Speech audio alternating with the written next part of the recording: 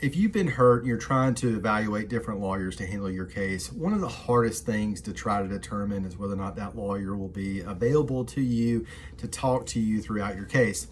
There are a lot of lawyers who might be willing to do it. There are other lawyers who just quite honestly don't have the capacity due to just taking too many cases and having a caseload that just doesn't permit them to have real conversations with clients to address their concerns about their case as things are moving along.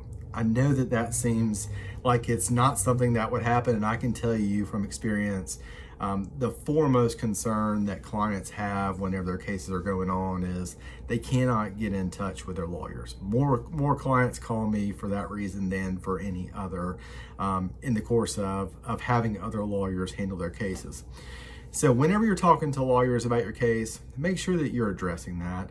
Make sure that you have an understanding and an agreement with the lawyer about how will you address my concerns? How will you address my questions? Are you going to be available to you?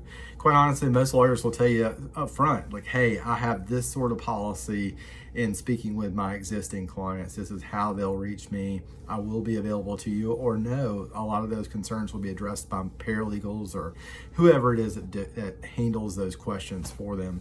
One of the differentiators between our firm and others is that I do give each one of my clients my cell phone number. Each one of them has the ability to text me, call me. I'm not always available 24/7, but I can promise you that I get back to you pretty darn quick after those questions come in from clients. And that's something that for a lot of my clients, that's the real differentiator in our firms and others. They just appreciate having the ability to talk to me whenever they do have those pressing things that come up from time to time.